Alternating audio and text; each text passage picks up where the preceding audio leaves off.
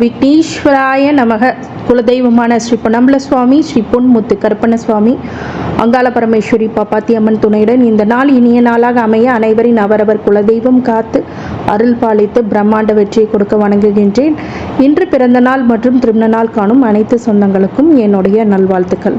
அதீதமான வீரமும் செயலில் முக்கியத்துவம் மிக்க ஒரு வீரத்துவ மிகப்பெரிய ஆற்றலையும் விடக்கூடிய விருச்சிக ராசிக்காரங்க. இந்த விருச்சிக ராசிக்காரங்களுக்கு இந்த குரு பெயர்ச்சியானது எப்படிப்பட்ட பலன்கள் கிடைக்கும் அப்படிங்கும்போது, பொதுவாகவே குரு பெயர்ச்சி 5, 7, 9ஆம் பார்வையாக கன்னி வீட்டிலையும் விருச்சிக வீட்டும் மகர வீட்டையும் பார்க்கின்றது. 5, 7, 9 அப்படிங்கிற பார்வையில் இந்த குரு பெயர்ச்சி எப்படிப்பட்ட விஷயங்கள் உங்களுக்கு கிடைக்கும் அப்படின்னா, உங்களுக்கு ஒரு மிகப்பெரிய நல்ல காலகட்டம் ஆரம்பிச்சிருச்சுன்னு கூட சொல்லலாம். இந்த காலகட்டம் மே 1, 2024 இப்போ பாக்கிய பஞ்சாங்கப்படியோ திருக்கணித பஞ்சாங்கப்படியோ ஒரே நல்ல பயிற்சியாக இருந்தாலும் எந்த சந்தேகமும் தேவையில்லை. குரோதி வருடம் தமிழ் மாதம் சித்திரை 18ஆம் நாள் புதன்கிழமை 11:56 குரு பகவான் மேஷ ராசியிலேருந்து ரிஷப ராசிக்கு பயிற்சி அடைகிறார். இந்த விருச்சிக ராசிக்கு இது கலத்திர குரு, திருமணம் கைகூடும், நல்ல சுபகாரியங்கள் இருக்கக்கூடிய காலகட்டம் அப்படின்னு சொல்லலாம். பொதுவாக இந்த வீடியோவை முதல்ல நீங்கள் பார்க்குறீங்க அப்படின்னா சப்ஸ்கிரைப் பண்ணிக்கோங்க, பெல் ஐக்கானை ப்ரெஸ் பண்ணிக்கோங்க, நோட்டிஃபிகேஷன் பேனலை ஆன் பண்ணிக்கிட்டு எங்களோட தொடர்ந்து வருகின்ற வீடியோஸும் நிறைய பேர்த்துக்கு ஷேர் பண்ணுங்கள். ஏன் சொல்கிறேன் அப்படின்னா, ஒரு சின்ன பயனுள்ள தகவல் ஒருத்தருக்கு உதவி புரியும். அதனால் அவங்க வாழ்க்கையில் ஒரு நல்ல மாற்றங்கள் அடைஞ்சால் அந்த ஒரு நல்ல விஷயம் உங்களால் நடந்துச்சு அப்படிங்கிறது ஒரு முக்கியமான தகவல். அதே மாதிரி இது வரைக்கும் ஷேர் பண்ணாமல் இருந்தீங்க அப்படின்னா உங்கள் விருச்சிக ராசி ஃப்ரெண்ட்ஸ்க்கு, உங்கள் உற்றார் உறவினர் நண்பர்கள் அனைவருக்கும் பகிர்ந்து பயனளிக்குமாறு கேட்டுக்கொள்கின்றேன். வெளிநாட்டு வாழ் இந்தியர்களும் இல்லை வெளிநாட்டு வாழ் தமிழ் பெருமக்களுக்கும் இந்த வீடியோவை முழுமையாக கேட்டு தெரிந்து கொள்ளுங்கள். சில பேருக்கு நட்சத்திரம் தெரிஞ்சு என்ன தசை ஆரம்பிச்சிருக்குன்னு கூட சில பேர்த்துக்கு தெரியாது. இந்த தசா புத்திகள் என்ன அப்படின்னா, உங்களோட ஜனன கால ஜாதகத்தில் எடுத்து ஒவ்வொரு தசா எப்படி இருக்குது அப்படிங்கிறது நீங்கள் இப்போ ஆன்லைனில் போட்டு பார்த்தீங்கனாலே வரும், என்னென்ன தசா புத்தி நடந்துகிட்ருக்குன்னு. அதை பொறுத்ததே நான் அதை பொறுத்து நட்சத்திர வாரியாக தசாபூத்தி பலன்களுடன் கோச்சார பலன்களை இணைத்து மிக துல்லியமாக கணக்கிடப்பட்டுள்ள இந்த பதிவை முழுமையாக பார்த்து பயனடையுமாறு கேட்டுக்கொள்கின்றேன். திரும்பி பாருங்கள், புரியல அப்படின்னா திரும்பி பாருங்கள். இல்லை அதில் ஏதாவது சந்தேகங்கள் இருக்குது, எனக்கு தசாபூத்தி எப்படி இருக்குது அப்படிங்கிறதெல்லாம் ஜோதிட ஆலோசனைக்கு இந்த நம்பருக்கு கால் பண்ணுங்கள்.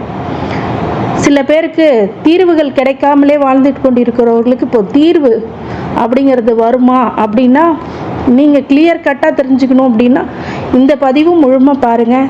உங்களுக்கு அதில் சந்தேகமோ இல்லை ஜோதிட ஆலோசனைக்கு கூப்பிடணும்னா என்னை கூப்பிடலாம். முழுமையான பதிவு பாருங்கள், மிகப்பெரிய தெளிவான ஒரு அடி எடுத்து வைப்பீங்க. வாழ்க்கையில் தெளிவான பிம்பங்கள் உங்களுக்கு முன்னாடியே தெரிஞ்சிடும். இதனால் ஒரு ப்ரீ பிளான் கிடைக்கும். உங்களோட லைஃப்பில் அடுத்த ஜர்னி எப்படி பண்ணணும் அப்படிங்கிறதெல்லாம் இந்த முழு பதிவு உங்களுக்கு காட்டி கொடுக்கும் அப்படின்னு சொல்லலாம். விருச்சிக ராசி விசாக நட்சத்திரம், இது ஒரு குருவுடைய நட்சத்திரம். மொத்த தசாபுத்தி காலங்கள் 16 வருடங்கள். என்னோட கால்குலேஷனுக்கு ஒரு 3 வருஷம் எடுத்துக்கிறேன். உங்களோட ஜனன கால ஜாதகத்தில் 10 வயசு வரைக்கும் இருக்கலாம், இல்லை 7 வருஷம் இருக்கலாம், இல்லை 8 வருஷம் இருக்கலாம், எப்படி வேணாலும் இருக்கலாம். அதோட அடுத்த வர சனி திசை ஒரு 19 வருஷம் கால்குலேட் பண்ணிங்கன்னா மொத்தம் எத்தனை வருஷன்றது உங்களுக்கு ஆட் பண்ணி வந்துடும். எனக்கு ஒரு 22 வயசு வரைக்கும் எப்படிப்பட்ட பலன்கள் நடக்கும் அப்படின்னா, விருச்சிக ராசிக்காரங்களுக்கு இந்த 12 வருஷத்தில் எவ்வளோலாம் நீங்கள் கஷ்டப்பட முடியுமோ அவ்வளோ துன்பங்கள், துயரங்கள், அசிங்கம், அவமானம் அப்படிங்கிறதெல்லாம் அதிகமாக இருக்கும். மறைமுக போட்டி, பொறாமை, பிரச்சனைகள், பழக்க வழக்கத்தினால் நண்பர்களால் உறவாடி கெடுத்தவங்க அப்படிங்கிறவங்களாம் நிறைய பேர் இருப்போம். வலி, துரோகம் அப்படிங்கிறது மீண்டு வந்தாலுமே நோய் அப்படிங்கிறது தவிர்க்க முடியாத ஒன்றாக அந்த 6ல் இருக்கும் குரு உங்களுக்கு கொடுத்தே தீர்ந்திருப்பார். ஆனால் இப்போது ஒரு நல்ல ஒரு காலகட்டத்தில் அடி எடுத்து வைக்கிறீர்கள். அதாவது 6ஆம் இடத்துலேருந்து 7ஆம் இடம் கலத்திர குருவாக வரும்போது உங்களுக்கு திருமணம் போன்ற சுபகாரியங்கள் நடத்தியே வைப்பார். கண்டிப்பாக இல்லைங்க நான் குழந்தையா இருக்கேன், பள்ளியில் படிக்கிறேன், கல்லூரியில் படிக்கிறேன்னா சுபிட்சமான ஒரு வருடம் அப்படின்னு சொல்லலாம்.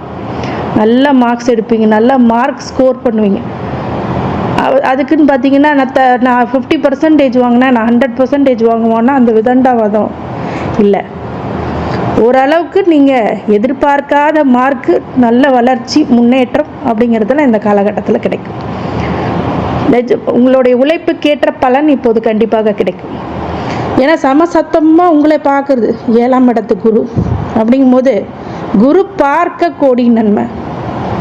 அப்போ அந்த லக்னக்காரங்க ரொம்ப நல்லா சுபிட்சமாக இருப்பாங்க, மார்க்கு சூப்பராக எடுப்பாங்க, திருமணம் வயது உள்ளவங்களுக்கு திருமணம் நடக்கும். அதே மாதிரி காதலித்து திருமணம் பண்ணக்கூடியதும் சில பேருக்கு அமையும். இந்த மாதிரி ஒவ்வொரு விஷயத்துக்கும் உத்தியோகம் கிடைக்காமல் இருக்கவங்களுக்கு உத்தியோகம் கிடைக்கும். கவர்மெண்ட் ஜாபுக்கு ட்ரை பண்ணுங்க இந்த காலகட்டத்தில். மே 1க்கு அப்புறம் சில கவர்மெண்ட் சார்ந்த விஷயங்களில் உங்களுக்கு ஃபேவராக இருக்கும். படிப்புக்கு ஏற்ற ஏதோ ஒரு ஐஏஎஸ் ஐபிஎஸ் இதெல்லாம் ட்ரை பண்ணுறேங்க, டாக்டர் படிக்கணும் நீட்டுக்கு ட்ரை பண்ணுறேன், கண்டிப்பாக நல்ல மார்க் ஸ்கோர் பண்ணுவீங்க. தொழில்துறையில் இப்போ தாங்க ஸ்டார்ட் அப்பே பண்ணுறேன், சூப்பரான டைம். சமசப்தமாக பார்வையாக குரு மட்டும் பார்க்காம 11ஆம் இடத்த லாபத்தையும் பார்க்கும்போது தொழிலில் லாபத்தை கொடுத்தே ஆவார். அது மாற்று கருத்துக்கிடமில்லை. கண்ணீரோடும் கவலையுடன் துக்கத்துடன் வலி வேதனைகளுடன் இருந்தவங்களுக்கு இப்போ ஒரு நல்ல காலம் அப்படின்னு சொல்லலாம். டைவர்ஸ் ஆயிடுச்சிங்க, திருமணம் போன்ற பிராப்தங்கள் இப்போது மிக விரைவில் கூடி வரப்போகின்றது அப்படிங்கிறது தான் உண்மை.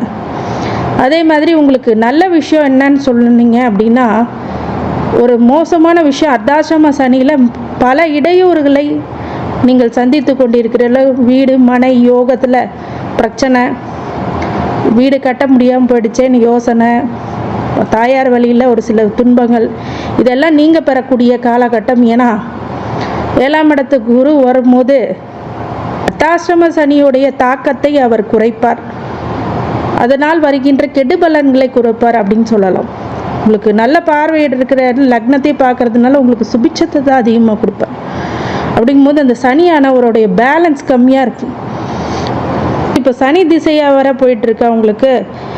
அப்போ கண்டிப்பாக சில இடர்பாடுகள் 100% வந்தாலும் ஒரு 60%, 70% குருவை கிராஸ் பண்ணி போக முடியாது. கொஞ்சம் அது கெடுபலன்களை குறைப்பார். அதுக்கு வியாழக்கிழமை தோறும் தட்சிணாமூர்த்தியை வேண்டி வந்தீங்கன்னா இன்னும் நல்ல பலன்களை கொடுப்பார். அடுத்தது புதன் திசை 22 வயசுலேருந்து 39 வயசு வரைக்கும். விருச்சிக ராசிக்கும் விருச்சிக லக்னத்துக்கும் 8க்கும் 18க்கும் உடைய 11க்கும் உடைய பாவி அப்படின்னு சொல்லலாம். ஒரு அஷ்டமாதிபதி அப்படின்னு சொல்லலாம். 8ஆம் இடத்து சுபத்துவம் பெற்று சுபநிலையில் இருந்தால் ஜாதகர் வெளிநாட்டுக்கு அனுப்பி சம்பாதிக்கக்கூடிய யோக பலன்களை கொடுப்பார் உங்களை ஜாதகத்தில். புதன் தசை வராத விருச்சிக லக்னக்காரங்க ஒரு யோகசாலின்னு கூட சொல்லலாம். 11ஆம் இடத்துல பலம் பெற்றிருந்தால் ஜாதகர் புத்திசாலியாக புதன் சம்பந்தப்பட்ட கணினி போன்ற துறைகளில் இருப்பார்கள். ஐடி ஃபீல்டில் உங்களுக்கு செம்ம பீக்கில் போகும். இப்போ உங்களுடைய வளர்ச்சி குரோத். 3, 10ஆம் இடங்களில் நட்பு நிலையில் வலுப்பெற்று இருக்கும்போது கெடுதல்களை செய்ய மாட்டார். இந்த மாதிரி இடத்துல மட்டும் அவங்க இருக்கணும். அப்போ புதன் திசையில் ஞானத்தை மட்டுமே அள்ளி கொடுப்பார். ஆனால் அது இருக்கின்ற இடத்தை பொறுத்து மறையாமலோ இல்லை புதன் அஸ்தங்கம் அடையாமலோ நீசம் பெறாமலோ, புதன் உங்களுக்கு அசுப கிரகங்களுடன் சேராமல் இருக்கணுமோ இல்லை சுபத்துவம் இல்லாத நட்பு வீட்டில் இல்லாமல் பகை வீட்டில் இருந்தாலும் பிரச்சனைகளை அதிகமாக கொடுக்கும். அதனால் இந்த புதன் திசையை கடப்பது அப்படிங்கிறது ரொம்ப கஷ்டமாக இருந்தாலும் குரு பார்வை அப்படிங்கிறதுனால சமாளித்து வெளியில் வருவீங்க. தசமாதிபதி திசையாக இருந்தாலும் உங்களுக்கு நிறைய ஞானத்தை கொடுப்பார். அதே மாதிரி திருமண வாழ்க்கையை கொடுத்து ஒரு சில பிரச்சனைகளையும் கொடுப்பார். இது நாள் வரைக்கும் டைவர்ஸுன்னு 10-12 வருஷமாக பிரச்சனையில் இருக்கிறவங்க கூட இப்போ மியூச்சுவலாக அண்டர்ஸ்டாண்ட் பண்ணி போகக்கூடிய நிலைமையெல்லாம் வரும் புதன் திசையில். அடுத்த கேது திசை 39 வயசுலேருந்து 46 வயசு வரைக்கும். இந்த கேது திசையில் உடல் சம்பந்தப்பட்ட பிரச்சனைகள் வரக்கூடிய வாய்ப்பு. சில பேருக்கு 2ஆம் திருமணம் நடக்கணும் அப்படின்னு லேட் மேரேஜ் நடக்கணும்னா இந்த காலகட்டத்தில் ஜனனகால ஜாதகத்தை பார்த்தே முடிவெடுக்க வேண்டும். ஆனால் குரு பலம் கூடி வரும்போது 2வது திருமணம் நடக்கவும் லேட் மேரேஜ் நடக்க நிறைய வாய்ப்புகள் இருக்குது. ஆனால் அது 2, 7 அப்படிங்கிற பாவகங்கள் கெட்டு விடாமல் இருக்கிறது ரொம்ப நல்லது. அது ஜோதிட ஆலோசனைக்கு நீங்கள் எனக்கு கூப்பிடலாம். கேது திசையில் கணவன் மனைவிட்டு ஒரு சில சிக்கல்களான விஷயங்கள் இருக்கும். பிரிவு இல்லாமனாலும் ஒரு சில மனசஞ்சலங்கள் ஏற்படும். அதனால் இறை வழிபாடை அதிகமாக மனசில் வைத்து செய்யுங்க, கண்டிப்பாக நல்லாயிருக்கும். சுக்கிர திசை 46 வயசுலேருந்து 66 வயசு. இந்த சுக்கிர திசை விருச்சிக ராசிக்காரங்களுக்கு யோகமா அப்படின்னு கேட்டிங்கன்னா, அதாவது சுக்கிரன் அப்படிங்கிறவர் 7ஆம் அதிபதியும் 12ஆம் அதிபதி திசை. இந்த திசையில் உங்களுக்கு எப்படிப்பட்ட பலன்கள் கூட திருமண வாய்ப்புகள் கண்டிப்பாக கொடுத்தே தீருவார். சில பேருக்கு ரொம்ப லேட் மேரேஜோ இல்லை செகண்ட் மேரேஜோ ஆகுதுன்னா இந்த காலகட்டத்தில் கண்டிப்பாக பண்ணி வைப்பார். இல்லை உங்கள் குழந்தைங்களுக்கு வரன் தேடிக்கிட்டு இருந்தீங்கன்னா இந்த காலகட்டத்தில் வரன் நல்லபடியான வரன் அமையும். அதே மாதிரி அயனசயன ஸ்தானத்துலேயும் 12ஆம் இடத்து அதிபதி தசை நடக்கும்போது நல்ல தூக்கம், இது வரைக்கும் தூக்கமே இல்லாமல் கஷ்டப்பட்டுட்டு இருந்தேங்க அப்படின்னா நல்ல தூக்கம் கிடைக்கும், நல்ல மன நிம்மதி கிடைக்கும். அதே மாதிரி இது வரைக்கும் உங்கள் வாழ்க்கையில் அடுத்தவங்களால் ஏமாற்றங்கள் தோல்விகள் அப்படிங்கிறது இருந்துச்சு அப்படின்னா இந்த காலகட்டத்தில் இந்த பழக்க வழக்கங்கள்னால ஒரு அழிவை சந்திச்சிருப்பீங்க. போட்டி பொறாமையினால மற்றவங்களால் ரொம்ப விரும்பத்தகாத ஒரு பிரச்சனைகள் எல்லாம் நீங்கள் பார்த்துருப்பீங்க. ஆனால் இப்போது அது கண்டிப்பாக உங்களை விட்டு விலகும். ஏற்கனவே எதிரியாக இருக்கிறவங்க கூட நண்பர்களானாலும் அது ஆச்சரியப்படுவதற்கில்லை. அப்படிப்பட்ட சுக்கிர திசையில் ஒரு மிகப்பெரிய வளர்ச்சியும் பிரம்மாண்டத்தையும் கண்டிப்பாக கொடுப்பார். குரு சுக்கிரனுக்கு என்னதான் பாதகாதிபதி ரொம்ப அகெயின்ஸ்டாக இருந்தால் கூட சுக்கிர திசை உங்களுக்கு மிகப்பெரிய யோகத்தையும், வீடு மனை ஆடை ஆபரணங்கள் வண்டி வாகன சேர்க்கை போன்ற விஷயங்கள்லாம் கண்டிப்பாக இருக்கும். ஆனால் சில சுப விரயங்கள் ஏற்படக்கூடிய வாய்ப்புகள் அமையும். சில பேர் தொழிலில் வேறு அளவுக்கு நெக்ஸ்ட் லெவலுக்கு ஃப்யூச்சரில் கொண்டு போவீங்க. உங்களுடைய குடும்பம் முழுக்க சுபிட்சமான நல்ல பலன்கள் இந்த சுக்கிர திசையில் இருக்கும். இந்த சுக்கிர திசை மிகப்பெரிய ஒரு நல்ல வாய்ப்புகளை விருச்சிக ராசிக்காரங்களுக்கு கண்டிப்பாக கொடுத்தே தீரும். அது ஆண்டவன் புண்ணியத்தில் கண்டிப்பாக மிகப்பெரிய ஒரு வளர்ச்சியை கண்டு கொண்டே உங்களுடைய வாழ்க்கையில் நிம்மதியும் சந்தோஷமும் அப்படிங்கிறது ரொம்ப இருக்கும். சுக்கிரன் உள்ளே வந்துட்டால் என்ன பண்ணுவார் அப்படின்னு கேட்டிங்கன்னா, மிகப்பெரிய ஒரு வளர்ச்சி மட்டும் அல்லாமல் உங்களுக்கு மகிழ்ச்சி தரக்கூடிய சில தருணங்களை உருவாக்குவார். ஒரு இடத்துல நீங்கள் சும்மா இருக்கும் போது இருக்கின்ற மகிழ்ச்சி இருக்காது. 4 பேர் சேர்ந்து உங்களோட விஷயங்களை கொண்டாடும் போது அப்போ உங்களுக்கு சந்தோஷம் கிடைக்கும் பாருங்கள். அந்த மாதிரி விஷயம் இப்போ நடக்கும். நீங்கள் சுக்கிர திசை நடக்குதுங்க ஆனால் ஒரு பலனும் எனக்கு கிடைக்கலைங்க அப்படின்னா கண்டிப்பாக சுக்கிரன் நல்ல இடத்துல உங்கள் ஜாதகத்தில் இருக்கணும். அது ரொம்ப முக்கியம். மறைவு பெறாமலும் சுக்கிரன் அவருடைய அசுப கிரகத்துடன் சேராமல், ராகுவை தவிர எந்த கிரகத்தோடு சேர்ந்தாலும் சனியோடு சேர்ந்தாலும் பிரச்சனைகளை அதிகமாக கொடுத்துரும், பலனை அதிகமாக கொடுக்காது, நல்ல பலன்கள். அதனால் அதையும் பார்த்துக்கணும். சூரிய திசை 66 வயசுலேருந்து 72 வயசு வரைக்கும் இந்த சூரிய திசையில் ரொம்ப கவனமாக இருக்கணும்.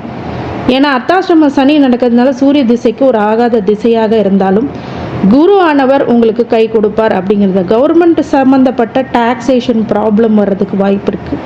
அதெல்லாம் நீங்கள் பார்த்துக்கோங்க. உங்களுடைய தொழிலில் போட்டி பொறாமை அப்படிங்கிறதெல்லாம் இப்போ விலகக்கூடிய காலகட்டமாக இருந்தாலும் நீங்கள் எச்சரிக்கையும் கவனமும் இருக்க வேண்டிய காலகட்டம்னு சொல்லலாம்.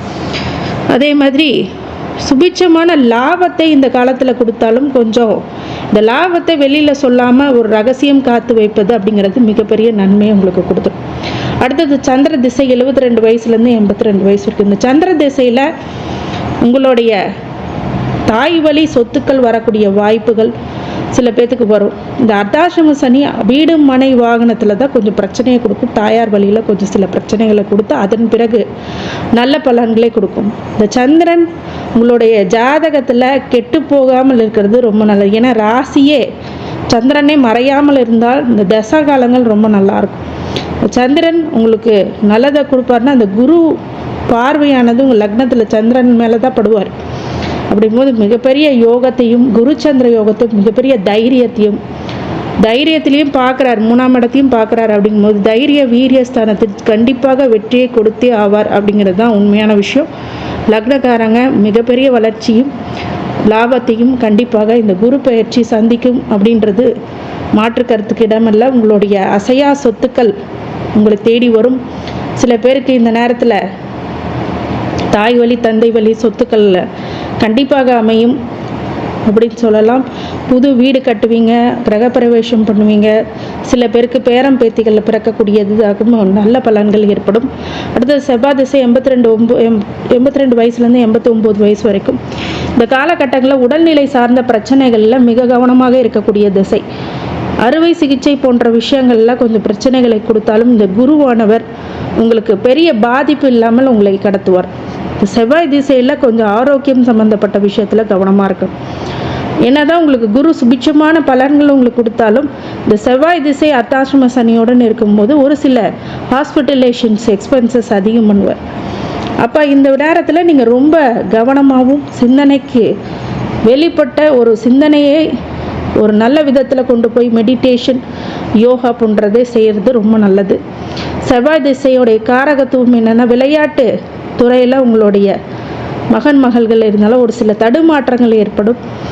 ஐடி செக்டாரில் இருக்கிறவங்க உங்களுடைய பிள்ளைங்களுக்கு நீங்கள் நல்ல ஒரு ப்ரொனன்சியேஷன் கொடுப்பீங்க. உங்களுடைய உடல் சம்மந்தப்பட்ட விஷயங்களும் மனசு சரியில்லைன்னு தோன்ற விஷயங்களும் செய்யாதீங்க. உடம்புக்கு ஆகாத ஒரு விஷயத்த பண்ணாதீங்க. இதெல்லாம் ரெண்டையும் பார்த்துக்கோங்க. அடுத்தது ராகு திசை 89லேருந்து 105 வயசு வரைக்கும் 99 வயசு வரைக்கும். ராகு திசை மட்டும் உங்களுடைய ஜனன கால ஜாதகத்தில் ராகு எந்த இடத்துல இருக்காரோ அதை பொறுத்து பலன்களை கொடுப்பார். இருந்தாலும் குருவுடைய பார்வை உங்களுக்கு இருக்கும்போது இந்த ராகு திசையில் எவ்வளோ ஒரு அவமானங்கள், கஷ்டங்கள், பிரச்சனைகள் வந்தாலும் மிகப்பெரிய ஒரு தற்காப்புக்காக குருவானவர் செயல்படுவார்ன்றது மாற்று கருத்துக்கு இடமல்ல. மிகப்பெரிய ஒரு வளர்ச்சி, பிரம்மாண்ட வளர்ச்சி இருந்தாலும் கவனமும் எச்சரிக்கையும் உங்கள் சொந்த பந்தங்ககிட்டே இருக்கணும், நட்பு நிலைகளில் இருக்கணும். உங்களுடைய குழந்தைங்களுக்கு ஒரு நல்ல வழியை கொடுப்பீங்க, நல்ல ஒரு விஷயத்தை பண்ணுவீங்க. ஆனால் இந்த காலகட்டத்தில் ரொம்ப கவனமாக உங்கள் உடம்பை பார்த்துக்குங்க, மனசை பார்த்துக்குங்க அப்படின்னு சொல்லி விருச்சிக ராசிக்காரங்களுக்கு வழிபாடாக கண்டிப்பாக முருகப்பெருமான், திருச்செந்தூர் முருகன் பெருமானை நீங்கள் போய் வேண்டிட்டு வாங்க. ரொம்ப நல்ல பலன்கள் இருக்கா. செவ்வாய் ஹோரையில் போய் பண்ணுறதுனாலும் விசேஷம். வியாழக்கிழமையில் குரு ஹோரையில் திருச்செந்தூர் சென்று வந்தீங்கன்னா மிகப்பெரிய வளர்ச்சி உங்களுக்கு கண்டிப்பாக கொடுத்தே தீருவார்னு தான் சொல்லணும். குரு தட்சிணாமூர்த்தியை வியாழக்கிழமைகளில் நீங்கள் வழிபட்டு வர்றதும் மிகப்பெரிய மாற்றத்தை கொடுக்கும். குலதெய்வ வழிபாடு இன்றையமையாது அப்படின்னு சொல்லலாம். இந்த விருச்சிக ராசி விசாக நட்சத்திரத்துக்காரங்களுக்கு அனைத்து ஐஸ்வர்யங்களும் சகல சௌபாக்கியங்களும் மன நிம்மதியும் ஆரோக்கியத்தையும் கொடுக்க வேண்டும் என்று எம்பெருமான் மகா ஈஸ்வரனை வேண்டி வணங்குகின்றேன். வாழ்க வளமுடன். திருச்சிற்றம்பலம்.